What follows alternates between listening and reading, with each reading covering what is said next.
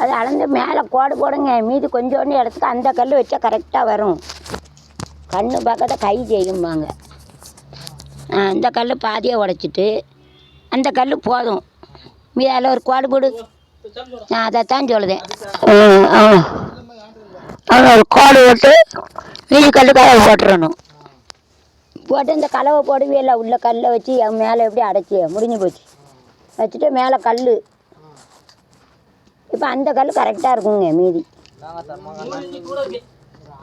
ஐயா அதை சொல்லலை. அது சரியாக இருக்கா பாருடா. அப்போ இங்கே பாரு வேறு ஏதாவது. இங்கே எத்தனை கல் உடஞ்சே இருக்கு.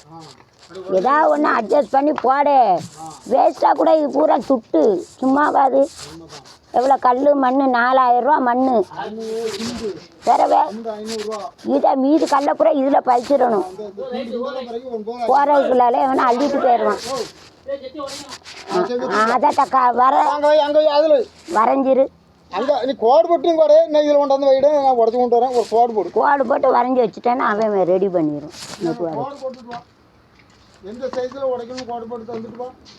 இது கொஞ்சம் ஸ்ட்ராங்கு தான். அதனால் பார்த்து விட. இந்த சைடு அழடா அதை ஏன்டா அளக்க. இது தானடா உண்டு. இதைத்தான் வச்ச யோசிச்சுப்பார். அதை அள மறுபடியும் அள பார்ப்போம். ஏடா மழை மறுபடியும் அளந்து பாரு. இதான்னு கன்ஃபார்ம் பண்ணிக்கடா. அப்படி தூக்க வேண்டாம். கம்பு வச்சு அளந்து பாரு. அதையும் தூக்க போறா.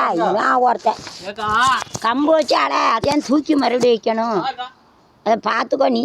அப்புறம் இதை உடைக்காது. ஏடா டிக் பண்ணுடா. எது உடைக்கணுமா டிக் பண்ணுடா. ஏடா எதை உடைக்கணும் டிக் பண்ணு. எது வேணுமா டிக் பண்ணு. அப்போ அதே போல் டிக் பண்ணி விடு. டிக் பண்ணு. அப்போ தான் அவனுக்கு தெரியும் இந்த கல் நேரு உடைக்கலாம். இந்த கல் உடைஞ்சாலும் அந்த கல் உடையாமல் எடுக்கும்.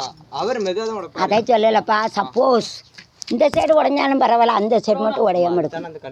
டிக் பண்ணுது ஏன்னா இந்த டிக் பண்ணுறதை மட்டும் உடையக்கூடாது. இந்த சைடு உடைஞ்சா பரவாயில்ல. இப்போ ஒரு உடைக்கக்கூடாது. இந்த சைடு உடைஞ்சாலும் கலவைக்கு போட்டு போட்டுருது. இதுதான் ஒரு எய்ம். அதுதான் டிக் பண்ணுங்க. புரியுதா? கேளு. டிக் பண்ணுது அது. இப்போ முடிஞ்சிட்டா இதை உடைக்கக்கூடாது. இது உடைஞ்சாலும் இந்த கலவைக்கு போட்டுடலாம். ஒன்றும் நஷ்டம் கிடையாது நமக்கு. இதை மட்டும் நீ உடைச்சிடக்கூடாது. கேளு. இதுக்கு பாரு. இது ஒரு டெக்னிக் கற்றுக்கணும் இன்னைக்கு. என் மைண்டில் புதுசாக வச்சிரு. இப்போ பாரு நமக்கு டவுட் ஆகிட்டா இதான்னு சரியாடா. ஏடா டிக் பண்ணணும்லாடா. உனக்கு தெரியும். உடைக்கணுக்கு தெரியுமா? என்னத்தா அவன் ஞாபகம் வச்சுக்கிட்டு இருப்பானா? இப்போ நான் எதுக்கு சொல்லுதேன்னா கேளு.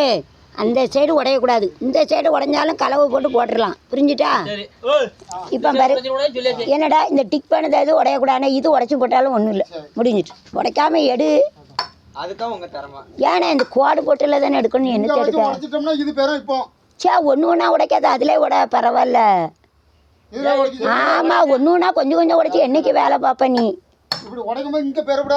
அது போகாது. அது மெதுவாக உட. கொஞ்சம் கொஞ்சமாக எப்படி உடைக்க.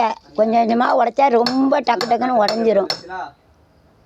ஏன்னா நீ கொஞ்சம் கொஞ்சமாக உடைச்சேன்னா அது இருந்து உடஞ்சிரும். என்னடா 10 அடிக்கிறது பேர 30 அடி அடித்தா உடஞ்சிரும். அந்த சைடு உடைச்சா பரவாயில்ல. ஏன் கொஞ்சம் கொஞ்சமாக உடைச்சானா உனக்கு ஏழு போட்ட வேலை என்ன. 10 அடி அடிக்க 20 அடித்தா இது உடஞ்சிரும்.